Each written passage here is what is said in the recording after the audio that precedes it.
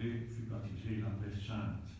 Elle constituait la première tentative de réconciliation entre, disons, la France et la Bourgogne.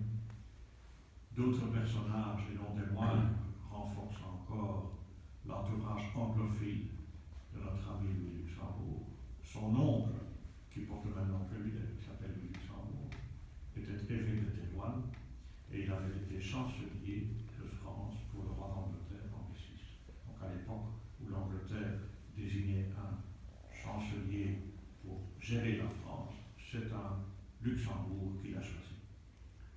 Jean d'Angleterre, duc de Bedford, le premier mari de Jacqueline de Luxembourg. Jacqueline, c'est la sœur de Louis. Eh bien, son premier mari fut régent de France. Jacqueline se maria avec Richard Woodville. Leur fille Élisabeth devint reine d'Angleterre. Donc il y a autour de Louis de Luxembourg de hautes personnalités, de hautes relations, disons toute la puissance de l'Angleterre. À côté de ces liens familiaux, il y a les racines bourguignonnes de Louis de Luxembourg. En 1438, un seigneur castillan, ça c'est une sorte d'ambassadeur qui visite Bruxelles, qui s'appelle Pietro Trafure. Il est en visite à Bruxelles et il est fort impressionné par les fastes de la cour. Louis de Luxembourg, à peine âgé de 20 ans, on est en 38, donc à peine âgé de 20 ans, qualifié de grand seigneur. Sa jeune épouse Jeanne de Bar et toute sa famille résident aux frais du duc à la cour de Bruxelles. Paravicini, que j'ai bien connu, qui est le président de l'Institut allemand à Paris, Werner Paravicini ajoute tout ce monde dort et prend ses repas à l'intérieur de la maison ducale. Donc ça veut dire qu'au début du XVe siècle, les Luxembourg sont tout à fait en cours, sont manifestement en cours au palais du Cordenberg. Alors, pour le roi Louis XI, pour revenir à l'équation principale, ce n'est pas uniquement les relations anglophiles très puissantes que je viens de citer qui vont constituer la raison de son opposition et de son éjection de Luxembourg, mais c'est aussi une seconde raison qui est son patrimoine. Donc il a des relations terribles au niveau de l'Angleterre jusqu'au roi, mais en plus il a un patrimoine qui est gigantesque. La répartition de ces terres, des seigneuries, sont une raison des convoitises dont le connétable faisait l'objet. Le connétable, c'est le Luxembourg, il sera nommé plus tard.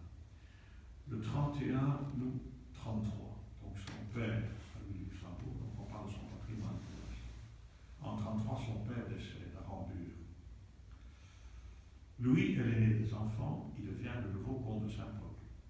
Mais l'héritage paternel comprenait aussi Brienne, Conversant, ça c'est dans les Pouilles, le sud de l'Italie, la seigneurie d'Anguien, 17 villages, la fonction de châtelain de Lille, les places fortes de Ham, de Bohain, Vermandois, de Lucheux. Enfin, je ne vais pas détailler l'importance de cet héritage ni le situer, ça a été fait dans le mémoire, mais disons simplement que cet héritage en revenu et en situation géographique est immense. Et ça, c'est à sa naissance. À 17 ans. Donc 2 ans plus tard, en 1935, il épouse en première noce Jeanne de Bar. Alors Jeanne de Bar est la fille unique de Robert de Bar, qui lui est mort à Zincourt en 1415 avec toute la chevalerie française. Et Jeanne de Bar lui apporte les comtés de Marle, de Soissons et de terres comme Gravine, Bois-le-Ton, Haute-Gistel. Son oncle meurt, Jean III Luxembourg, l'homme de Beauvoir. Louis de Saint-Paul hérite des comtés de Ligny, de Roussy, la seigneurie Beauvoir. Alors, à un bon moment, Louis Luxembourg reçoit l'épée de connétable dans les circonstances. Eh bien, à cette époque, il devient gouverneur de Champagne et de Brie. Ses gages sont de 24 000 livres et l'ensemble de ses revenus atteint 45 000 livres tournants.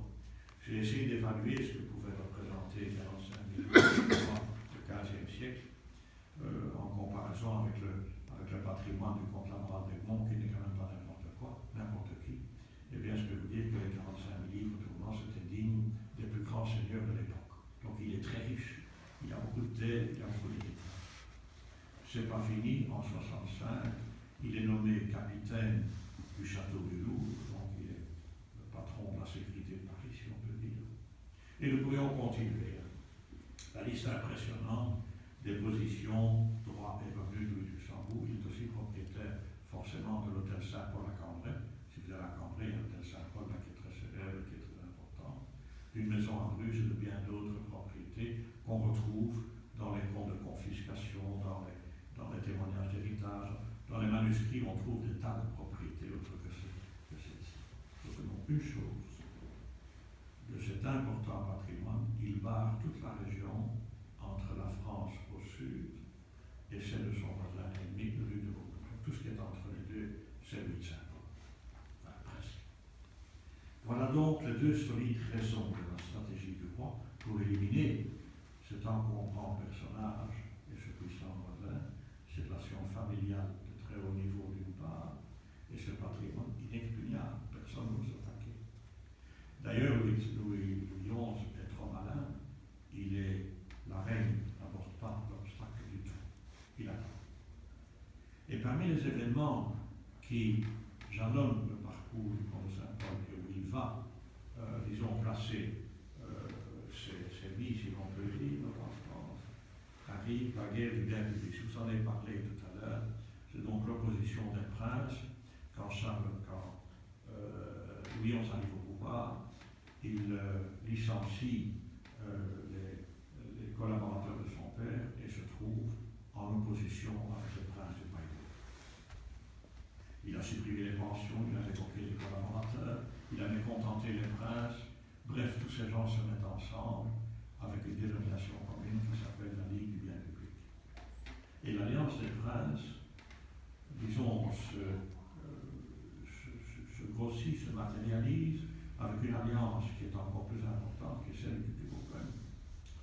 Puisque le duc de Berry, le frère du roi, va trouver les Bourguignons et il demande au duc de Bourgogne qu'il eusse pitié du pauvre gouvernement de France. En d'autres termes, nous les princes, on est contre le roi, et bien venez avec nous.